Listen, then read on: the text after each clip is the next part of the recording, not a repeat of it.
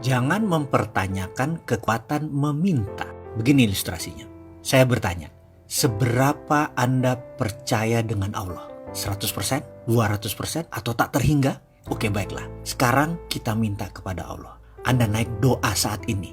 Ya, saat ini juga hentikan nonton video ini dan berkata, ya Allah, saya ingin akhir bulan ini mempunyai uang 1 miliar masuk di rekening saya. Katakan kalimat itu berulang-ulang.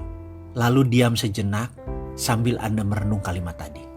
Pada saat hening, tahu-tahu di benak Anda berkata, dari mana uang 1 miliar?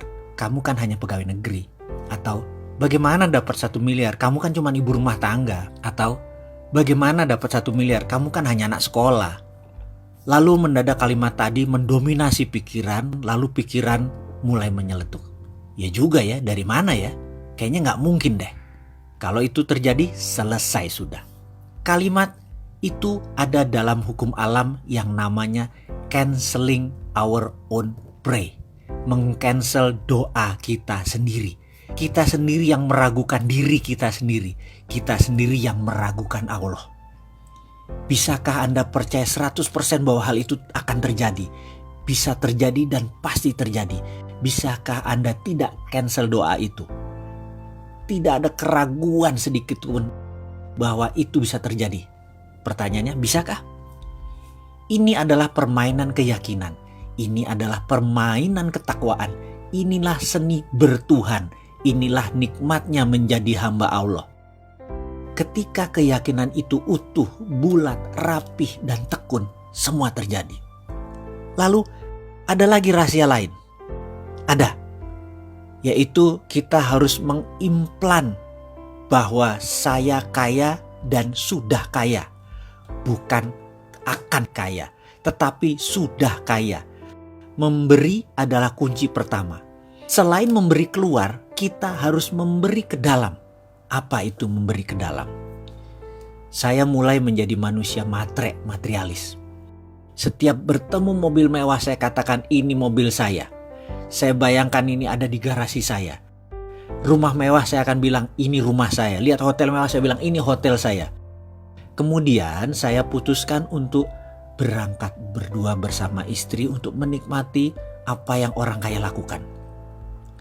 Dengan 100% uang di tangan saya buang semua. Karena saya tahu pasti baliknya utuh dan bertambah. Kami memutuskan menikmati tinggal di Como Sambala Resort di Ubud, Bali selama beberapa hari. Menikmati satu malam berharga puluhan juta tarifnya. Dan saya tidak peduli. Berangkat dengan first class, layanan hotel bintang 6 atau 5 star with diamond. Makan pagi hari bersama penyanyi terkenal Barbara Streisand, esok malam dinner dengan Sting, penyanyi The Police yang sudah berminggu-minggu nginap di Como Sambala. Kumpul dengan orang terkenal dan orang kaya tersebut ternyata cukup menyenangkan. 5 malam keluar kira-kira 100 juta rupiah, saya tidak pikirkan. Dan saya tidak pernah tanya mau apa yang akan terjadi pulangnya nanti. Saya tidak punya uang sepeser pun di kantong, saya gak peduli. Saya percaya 100% semesta tidak menyukai kekosongan. Pasti kantong saya diisi lagi. PD saya pol. Saya percaya pada sistem Allah tersebut 100%. Pulangnya, setiap hari di depan kaca saya berkata pada diri saya sendiri berulang-ulang. Sambil menunjuk bayangan cermin saya tersebut. Kamu makhluk Allah terbaik. Ribuan kali saya ucapkan sambil tersenyum dan terus pumping semangat, menyemangati diri sendiri. Tak lupa setelah melakukan sholat fardu, di ujungnya saya selalu ngayal dengan meresapi nikmatnya tinggal di hotel bintang 5 resort, naik kapal first class, dan seluruh kemewahan duniawi. Dan saya tidak cancel apapun. Nikmati saja karena semua sudah terjadi dan saya yang punya itu semua.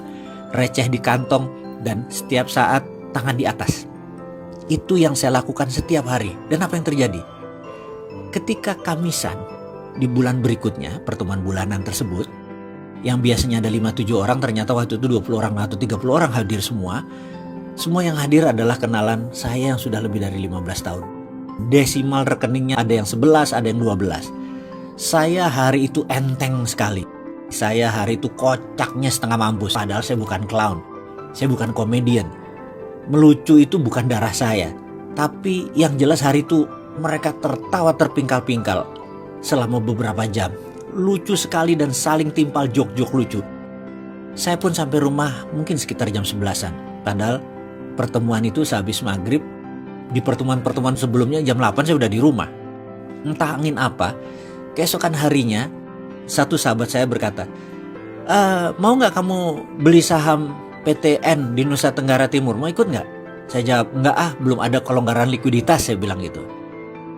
Gampang, gak usah store dulu, komit aja. Nanti kalau naik dikit sahamnya kita lepas baru buat nyicil. Gampang dah modal. Jadi sulit dong saya tolak penawaran tersebut, ya saya ikut. Pertemuan bulan berikutnya, masuk yuk, ada Chinese restoran di Macau. Ada posisi yang lokasinya bagus banget. Dapat tempat murah karena dulu itu Italian restoran tutup. Dengan sewa masih panjang, kita masuk gantiin dia. Buat Chinese food, modal gampang. Masih ada standby loan dari restoran lama. Pokoknya kita berdelapan masuk, kita bagi rata ya, gak usah pakai duit. Lalu percaya gak? 6 bulan kemudian ada pengusaha Hong Kong naksir harga dan lokasi tersebut dibayar 2 kali lipat. Jadi kita belum turun duit, baru punya 6 bulan sudah langsung berbagi. Kesimpulan gak pakai duit apa-apa, sudah langsung bagi modal. Dan nilainya pun sangat luar biasa. Jadi apa moral story kisah tersebut? Kita lanjut.